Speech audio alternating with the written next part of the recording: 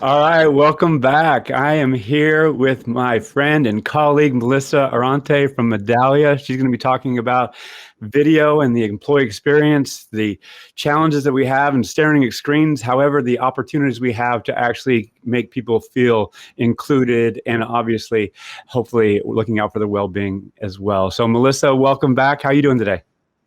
Oh, excellent, Al. Thank you so much. Happy to be here. Hey, I know, video has become more prominent in COVID, and it is the case where there's content that's being consumed all the time. And now we're thinking about how to do it more consciously, more thoughtfully. And the production value is going up because there's so much competition for eyeballs, for attention. So I'm really interested in this topic on how we can, from an organizational perspective, consciously craft experiences that will actually look out for individuals' well-being. So if you would tee up what you're going to talk about today, and then I'll get out of the way and you can have at it.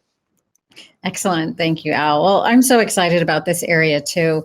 At Medalia, about a year ago, we acquired a company called Living Lens that integrates video into surveys. And it also has amazing analytics on the back end so we can understand emotion. We can understand objects in the background.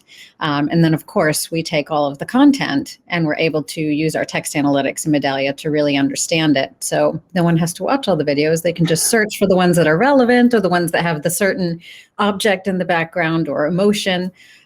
It's really quite incredible. And it's a great way to create connection between employees when we're not all in the same place anymore. So that's what I'm looking forward to sharing with you today. I mean, just that's cool. I want that. That's my initial reaction to that. So, hey, I'm going to get out of your way, let you have the stage, and then we'll come back and we'll talk about it. Sound good? Sounds great. Thank you. So as I mentioned, the name of the company we acquired is Living Lens. And I really want to share with you the idea about how to improve remote employee experiences and well-being through video. So first, to tell you a little bit about how Medalia approaches employee experience. And here's the statement, really about activating the untapped power of your people to improve every area of your business. So the idea behind this is that our employees come to work every day to make a difference in the lives of our customers. Now, that might be through improving an accounting process, or it might be developing new software, or actually serving a customer face-to-face. But what happens is we as employers unintentionally put obstacles in their way. That makes it harder for them to make the difference they came to make, to really be a part of something bigger than themselves, right? To have an impact.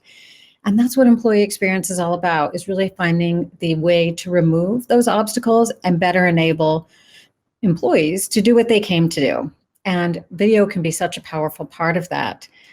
So to tell you a little more about how we think about it, I'll just be brief and then get to the video, but wanted to create a little context for you.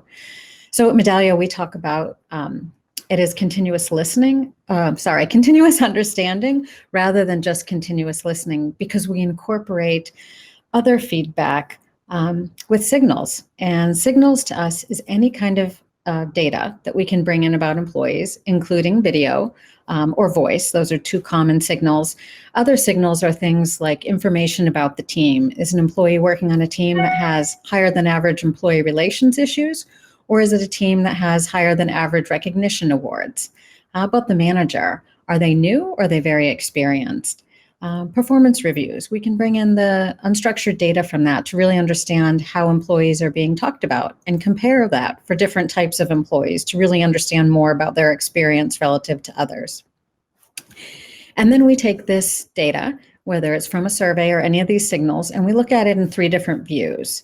And one is the company view that you all know really well: annual engagement survey and typical journey moments like onboarding and training. So these are structured surveys where a company is reaching out, asking specific questions, but that is only a portion of the entire universe of things that employees could be talking about. So at Medalia, we really emphasize the personalized and the employee view. And today I'm really going to focus on the employee view. And the reason is that's where we really bring in video. We create an opportunity for employees to provide feedback and ideas right in the flow of their work. And they're able to do that by either typing in a response, or they're able to use their voice, or they can use video, and they could use it from their phone, from their laptop, from an iPad.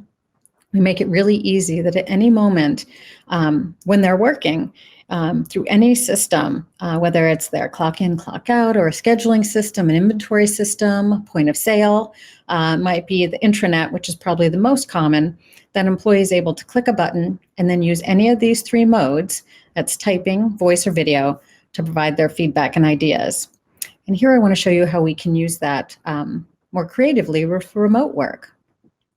So we're all very familiar with issues that we're having with remote work, with burnout, longer hours, and a sense of isolation.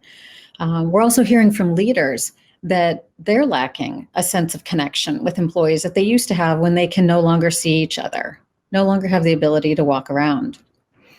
And we're hearing that about 40% of employees will expect to have remote working as part of their model in the future. And I'm sure you've all seen these types of statistics and why it's so important we find a way to create more connection with remote work. And then here's a quote from Boston Consulting Group about what employees have to say in the future of remote work. That listening and responding to what employees want is going to be essential to a company's success. So this has probably always been essential, but it's particularly essential now as things are changing so quickly. And employees are on the forefront, working with our customers and have the ability to give us insight quicker when we can hear them in real time. And that's really the idea about why we're thinking about video for employee experience feedback. It's become how people communicate. It's become so much more of a norm with video conferences and meetings over Zoom. I'm using video daily in my work. It's more engaging. We've done some research about communication and found that when employees get a message from an executive, like a CEO or some other C-suite leader, they really want to see that person by video. They don't necessarily need a communication about their benefits by video because they don't need to see a benefits provider face. But when they hear from an executive, we find that they want to be able to see their face, hear the inflection in their voice, see the expression. And now that we're working from home, they're interested in seeing what the background looks like. What does their home office look like? What's the environment in which they're working? And it really creates a sense of connection when we're not together.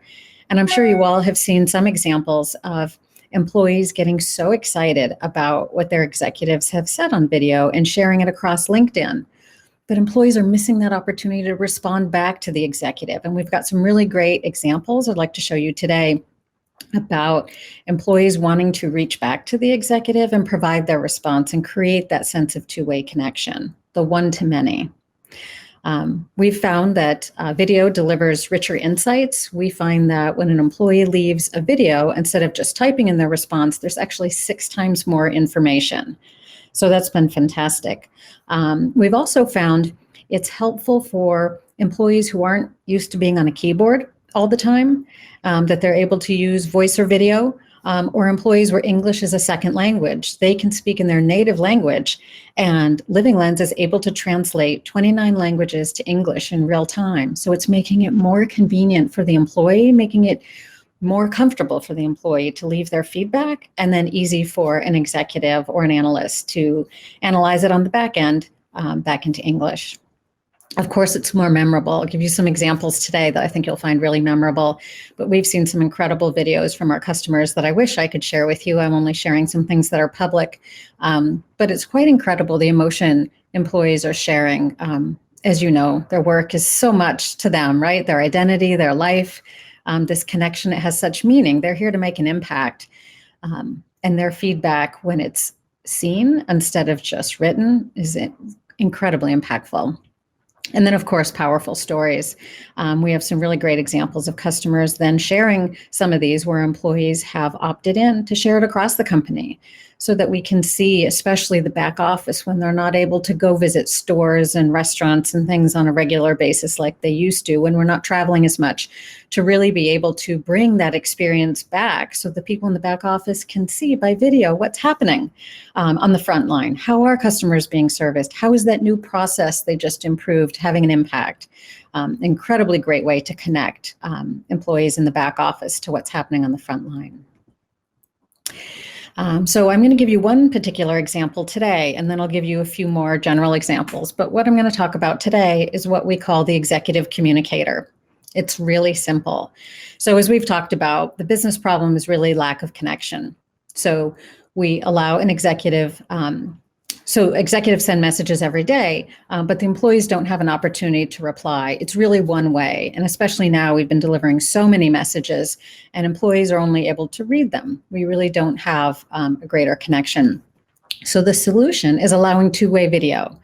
So a leader can create a short video and send it to employees, and employees have the option to reply with their ideas, with their feedback. And as I mentioned, they can write it, they could use their voice, or they can use video. And then the executive is actually able to consume these responses in a simple app on their phone, where they're served up a few each day or each week, whatever frequency they choose. They can even choose the theme that they're consuming. Maybe they're particularly concerned about training or about something that's happening with a new process, or maybe something with customers. They can just consume those videos or prioritize those.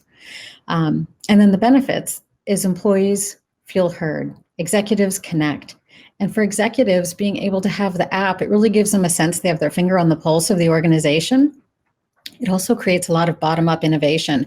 What we see in videos coming back from employees to executives is they're offering ideas, suggestions of how to improve things, often for the employee experience, but many times for the customer experience or for product experience too. And then, of course, we have text analytics running in the background. So you can have an analyst really understanding the themes and consuming masses of data and understanding for trends.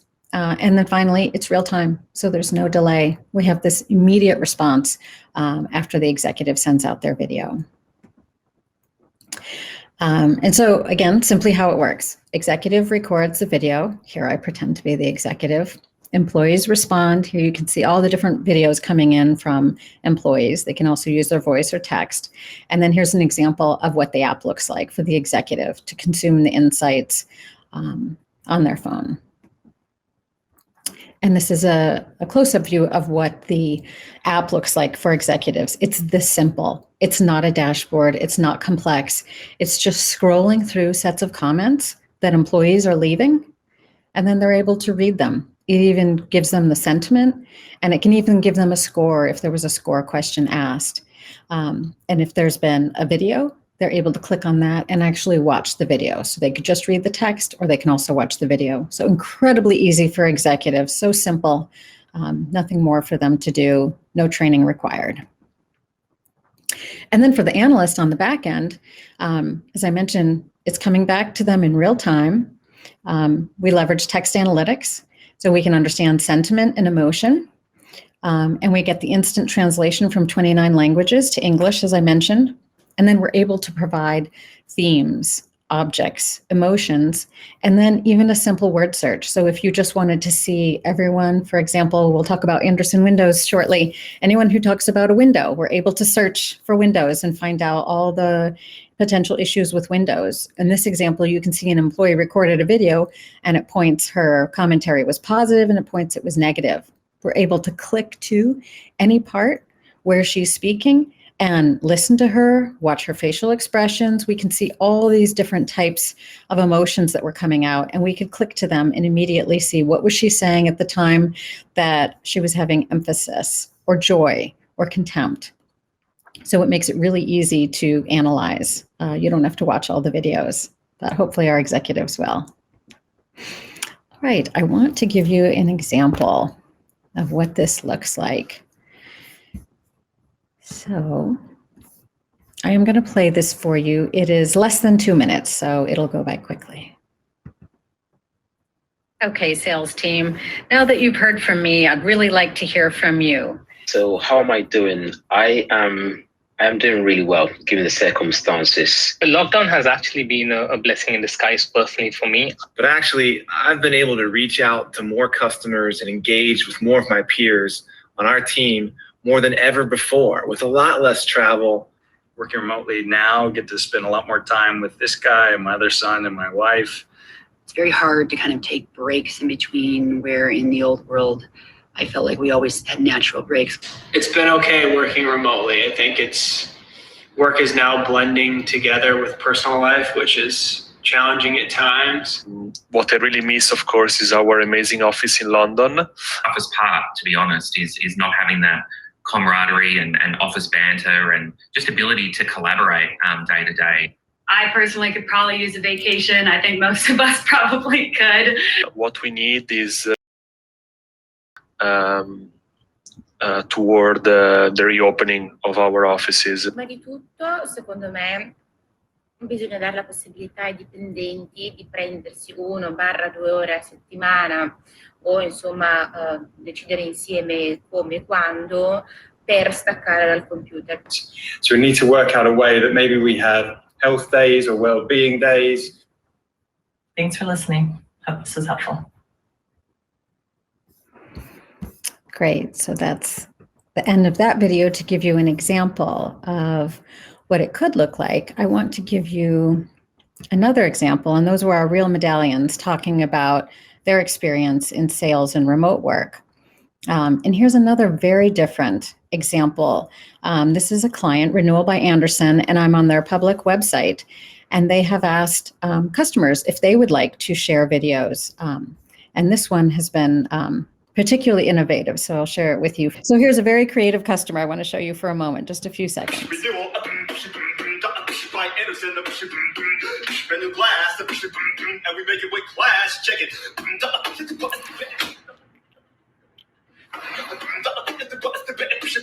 Thank you for the sound.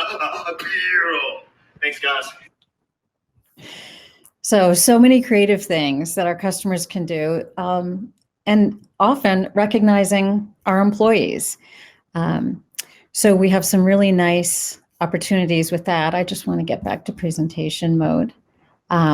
We have others where we have customers thanking employees for what they've done. And I want to give you a few more examples here. That one was kind of a fun one, right? But we have some that are much more about a connection between the customers and employees, and especially in a time when employees are working so hard in some of our retailers, grocers, pharmacies, to get that kind of real feedback from customers by video thanking them has just been incredible. So some other examples about how customers have been using video in ski resorts. The ski instructors are not always at computers. They're actually pretty much never at computers, but they always have their cell phone in their hand. And so they're actually able to show the real conditions that are happening at the time, and then provide that back that can trigger workflow for tickets or for maintenance, and it happens in real time. So different when you're saying there's an issue with conditions than when you actually show the conditions that are occurring. A retailer sent out a pulse to all store associates, and they were given the opportunity to provide feedback by video. And many of them chose to provide feedback, particularly when they were providing positive feedback. And several of them spoke as if they were speaking to the CEO, called her by name and said, you know, Amy, I want you to see my face when I thank you for what a difference you've made in my life. And then they proceeded to talk about a particular benefits policy or diversity, equity, and inclusion policy, or others that really made a difference. And these employees had opted to show them across the company. I mean, they were used in a town hall for all employees. Another example is a company that builds homes, and they wanted to make it easy for the field teams to be able to provide feedback. And in this population, there were a number of employees where English was often a second language. So it was much easier for them to just reply in their native language and then have it translated in real time.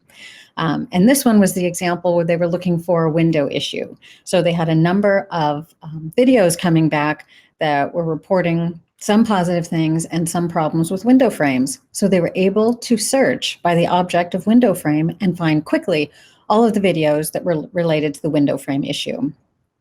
And then finally, a healthcare example. This was giving customers an opportunity to speak directly to employees by video and thanking them for vaccination and for the care they had given them during the vaccinations. And the customers explaining often why it made such a difference in their lives, why they chose to leave the video, because being able to be vaccinated quickly and with care made such a difference to them. I mean, incredibly meaningful to employees who are often just hearing complaints and facing long lines to have this kind of connection. So really, just a reminder of what we had talked about, that the executive communicator, and the primary one I'm talking about today to enable connection with remote work, is that we have a lack of connection. We can create simple two-way video from an executive to all employees in the company, and really improve the employee experience by creating meaningful connections when we can't be together. And then kind of more broadly, we talked about all the different types of signals that we can use so we can really understand what's happening. So in addition to video, we can bring in PTO patterns. We can bring in logs from chats, meeting attendance, the annual engagement survey. We can crowdsource ideas. And then when we bring this in, on the back end, we analyze it and send the themes to the department that makes the most sense. So in addition to having feedback coming to an executive, we could also say, well, here are things that were about IT, and here are things that were about facilities, and immediately have the text or video or voice that's about a particular topic go to the relevant department so they can take action. And we bring that all to Medallia's employee experience platform. And just to tell you all how it works, we've talked a lot about signals. So we ingest all the signals. We bring them into Medalia for text analytics, and we use our AI engine to do different types of scoring. In this slide, I'm showing the example of effort scoring. So maybe we're trying to understand where employees are exerting more effort, where they're finding more obstacles, so that we can prioritize those areas and better enable them to be able to get their work done, to serve their customer, to improve that counting process, or to be able to write the software. And then all of that comes together to empower action. So we talked about delivering that to the right department in real time to allow alerts so that we can notify departments when there's something that they want to be notified about. Might be risk issues, it might be a particular topic that's important to them so that they can take quick follow-up action. And then so many more pieces that we can bring in, but we'll just summarize it there. So I'll just leave you with this quote from Glassdoor about companies who survive and thrive in 2021 will be those who embrace employee sentiment data as business intelligence. I think that's the end. Yes. Hey, that was fantastic. You actually, like, I'm going through there to say, yeah, I want some of that. That's, I mean, it's really cool. And I'm half serious. And I'm like thinking, how can I incorporate that in my community, in my world? So that discussion for another time. For now, Tamara Schutzke had a question, and I'm going to do my best to relay it. I'm curious if there is a direct way for the company to reply back to the employees. Have you collected data on whether the employees feel heard and responded to? That's a great question. Okay, if I answer? It's all you. Excellent. Thank you for the question, Tamara. Yes, and the way, of course, we want the executive to respond through future communications, but we also want to get response back to the employees very quickly. And so what we tend to do is create a very simple employee dashboard. It's typically something that an employee might have either in where they consume customer experience data, or it might be someplace else they encounter on a regular basis in their work. And we'll show the top themes that employees are talking about, like the top 3 to 5 themes, or we'll show the top trending themes so they can see how things are changing. And we do this, 1, so they know what others are talking about, and 2, so it really empowers and enables employees to bring up those topics. So for example, if I look at it and I see one of the top topics trending is facilities, workspace, it could be training. Well, I have some ideas about training, or maybe that's something I want to talk about with my team in our next staff meeting. So it really empowers me as the start of the conversation. So we don't expect this to give us everything, but it gives a way to bring up topics that we want to talk about, that we want to work on. Many of them are really positive and exciting. Many of them are figuring out how to improve, because we all want to be a part of improving the environment in which we work. We don't want to give an idea, as I think you're alluding to, Tamara, and maybe it goes into a black hole and we wonder if anyone's ever heard it. We want employees to know right away, these are what people are talking about. Let's all work on this discussion and improve things. Yeah, that's really cool, because I think, Melissa, I have talked about this in the past, is it's my personal belief, and I've written about this, is that after the basics, people want to be seen, they want to be heard, and they want to be empowered. And you're providing a means in which people can, in fact, be seen and heard and empowered all through a tool. And to your point, it's not an end all, but it's part of the relationship with employees. And what I've seen, I remember going back 20 years, you get a voicemail from the CEO. And it was like, oh, God, I got a voicemail from the CEO. I'm going to listen to that. And it would be a one-way street. You didn't have any means really at the time to communicate how you felt about it, and did engage with your reality. And so what I'm hearing now is that you're providing a platform by which to initiate an ongoing dialogue that is not just an annual or quarterly survey. It's something that is more dynamic, and it's analogous to Instagram or a means in which we're already communicating in our daily family, personal lives. Is that a part of the goal, and to kind of humanize the means and meet the employees, meet the workers where they are? Exactly. And really allow them to see executives, because you're right. We used to get the voicemail and even that was better, I think, than now, where we often get an email or a publication on the intranet that someone else has helped write. We're missing that inflection, the facial expression. Like, that's what employees are looking for, to really understand, like, these leaders and the decisions they're making. How are they looking when they say it? Are they excited? Are they concerned? Are they, what are they trying to exude and bring across to us? And it's hard to capture that in just text. We need, more expression. So I don't have to educate you or probably anybody on this this episode on the Hawthorne effect.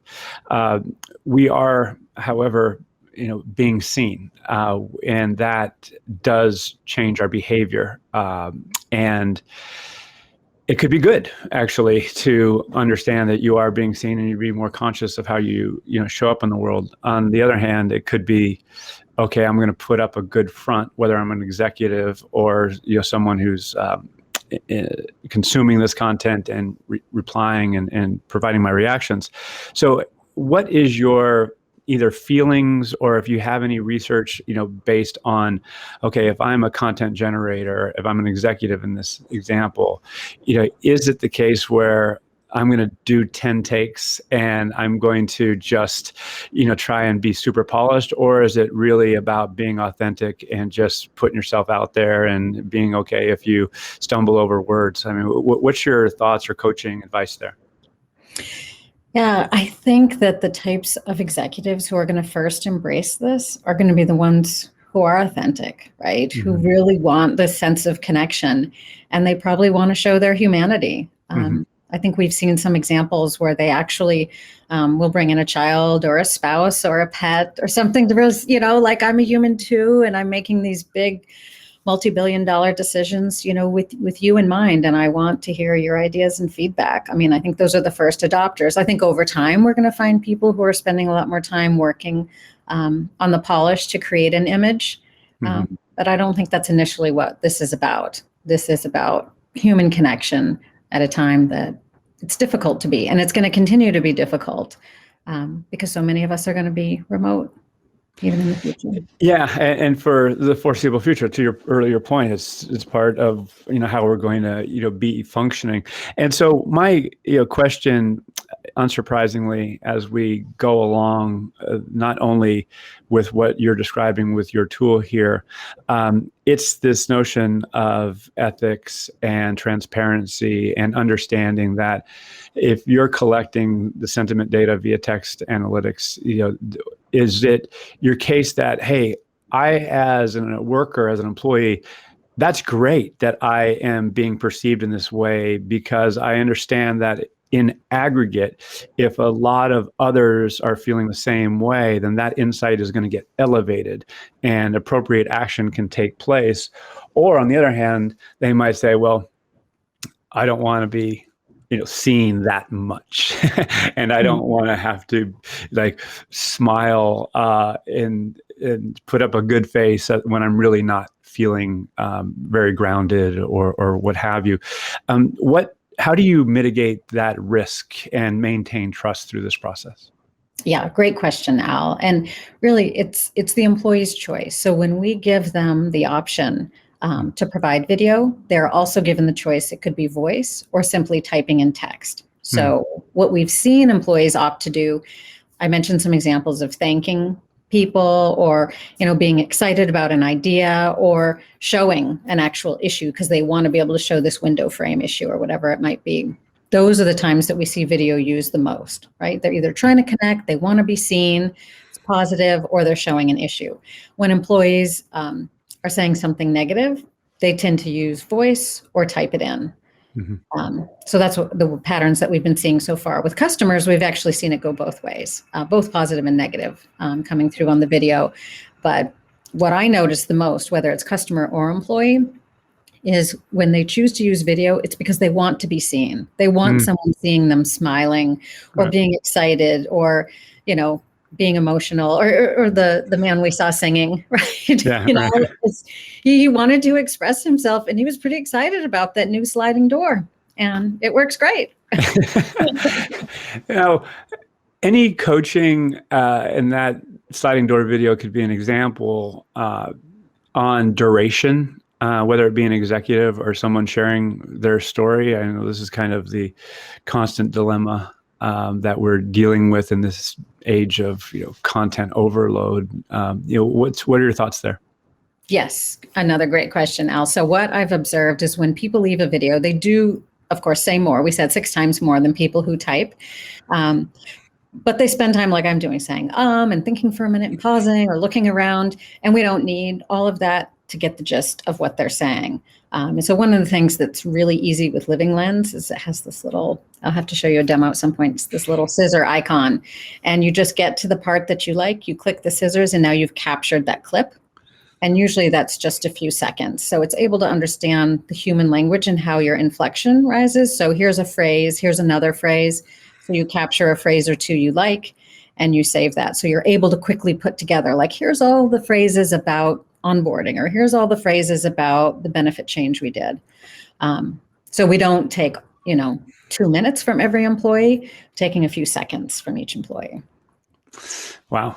I'm like thinking of TikTok generation, and I guess this is something to embrace as opposed to guard against. And it actually segues into a question, because there is so much content, there's so much time staring at screens, and so what I'm hearing you say is that yes, that is part of our reality, and it's just now a matter of creating good, purposeful content that is going to provide a certain value to everyone involved, as opposed to just putting it out there and hoping something happens. That this is more of a means in which to truly connect, as opposed to just someone like an executive putting a video out there and just gauging the quality of that by number of likes or comments or something like that. Is that right? A fair playback? Definitely. It's a deeper connection than likes, because we don't really understand what they liked. If you left a 5-minute video as an executive, you said a lot more things than one to like. So it's deeper than that. And it's also, as I mentioned, from the research, we found employees want to see executives by video because they want to really understand when someone's making these kinds of decisions about the future strategy of our company in a place that I derive so much meaning and impact in my life. I want to see how they look, like I said, their inflection, their engagement, their emotion when they're saying it.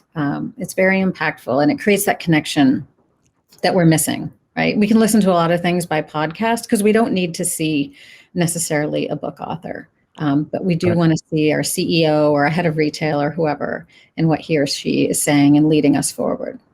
That's a really valuable distinction there. I like that a lot, because if you're in an organization, you by definition of what an organization is, it's a group of people effectively getting a job done, or aligned mission.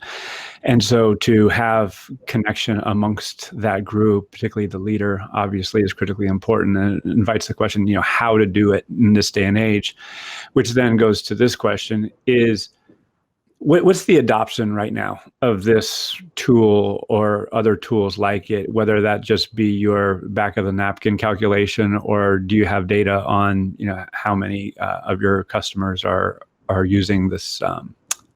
I forgot the name. The big ones. But you can just call it Medalia. Medalia, okay. Yep. So in an employee program, like a Pulse program is where it's most commonly used. There's less than 20% of employees that choose to use video, because it tends to be just positive, just people who want to have their face seen. And they're just trying it out. So it's the first time. So I think we need a little time to go on to see how people trust and understand how it's being used.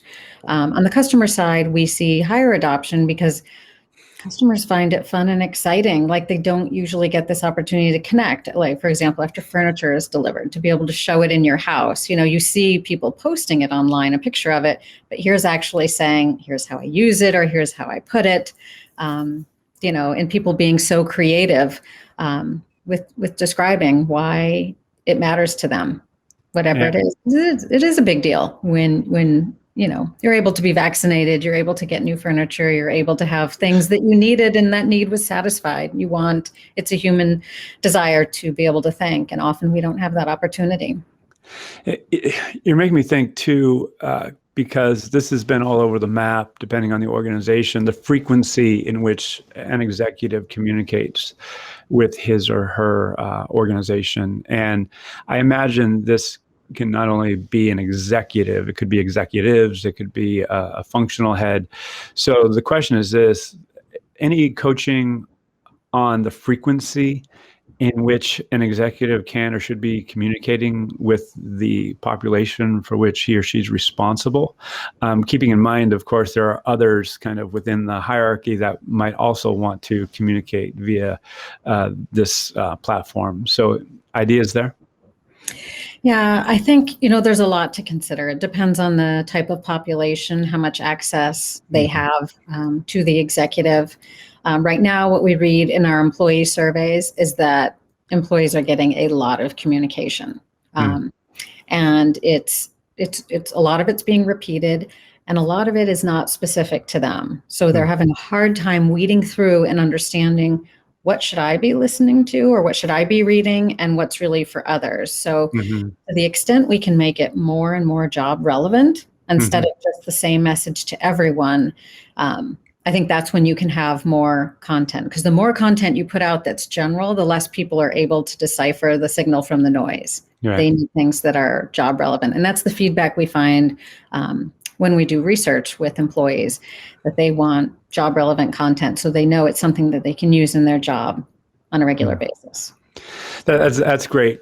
That's great coaching, because I am not in a large organization, and even the communication that I get, it's hard to find, to your point, the signals and the noise. And, I can only imagine if I'm in a large enterprise, I'm getting some from the CEO, from my regional head, from my department head. I mean, it can be, overwhelming, but if it's related to the job, then it's more, relevant and actionable and so forth. So I'm really, and seriously, I want to follow up with you and learn more, about this and how it's going to, proceed over time. Which actually, I got a couple more questions for you. And if anybody else wants to add before we wrap, please put it in the comments or the Q&A section.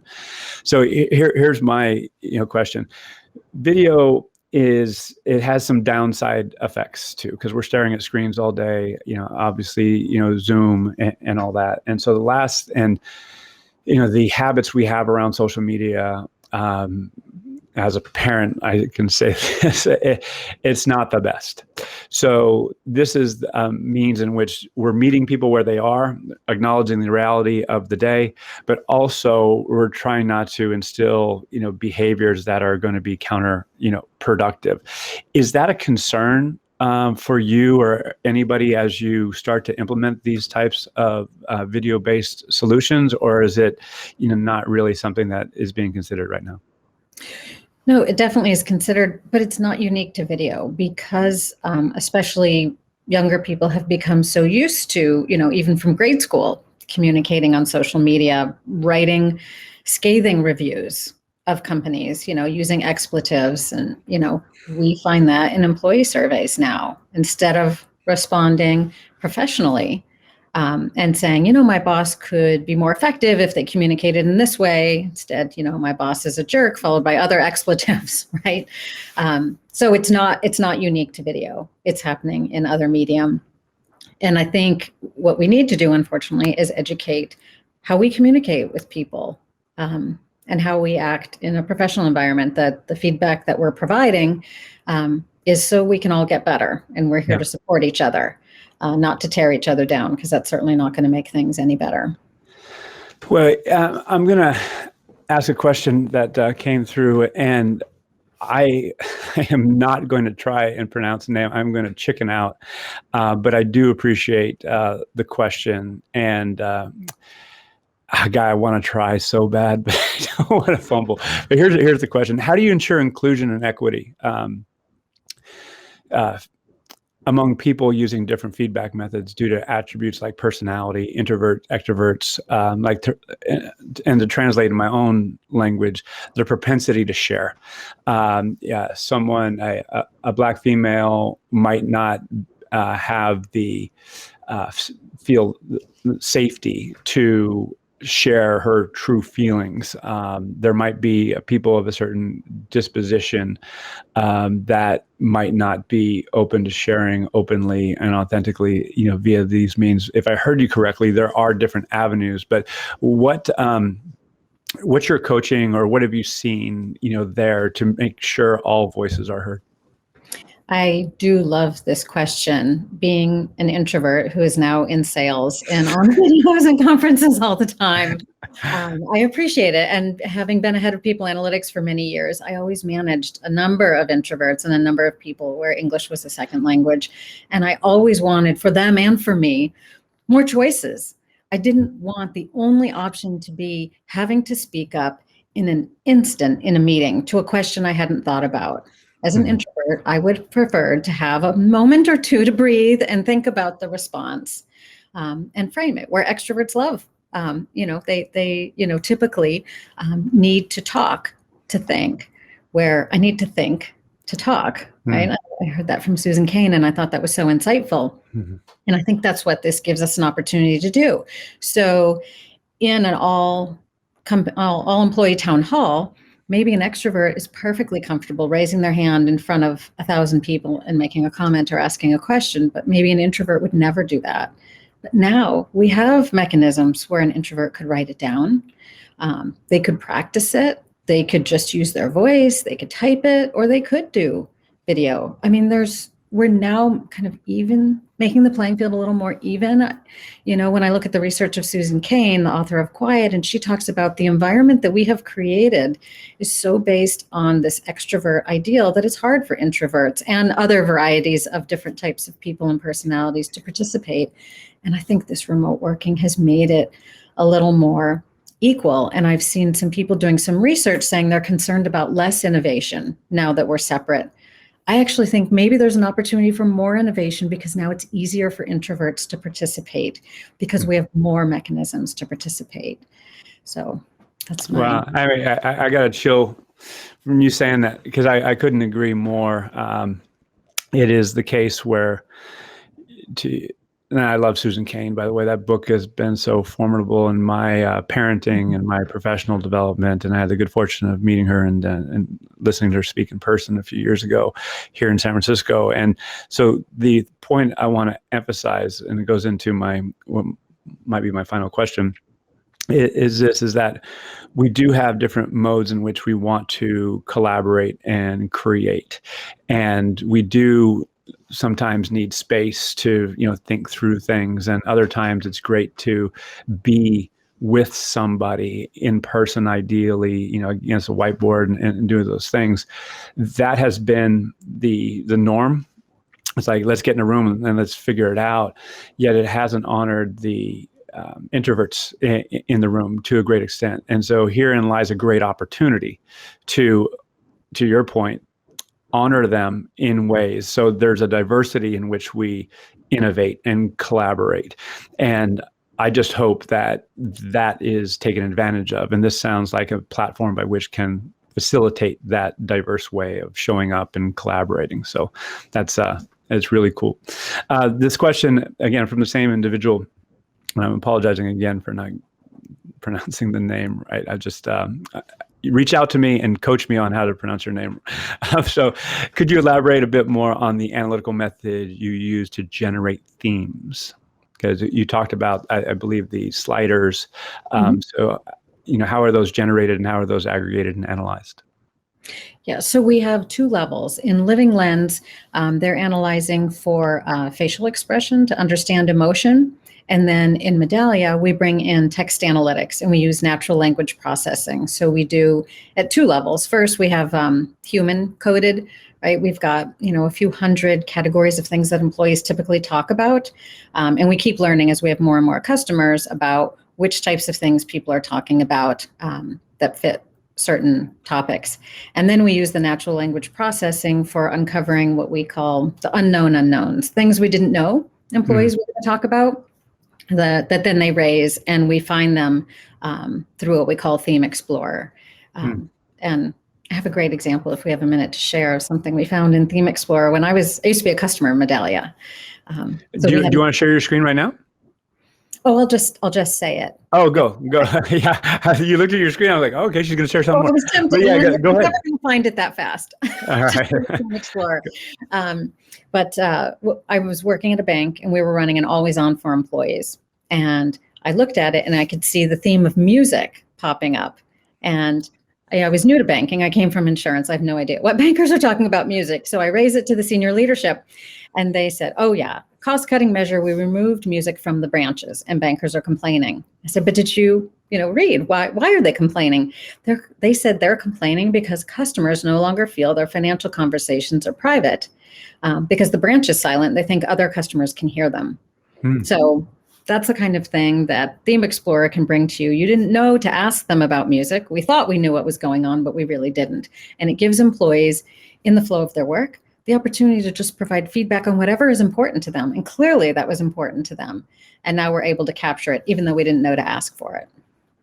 I love that story. And actually, I'm going to sneak in one more question from Jyothi.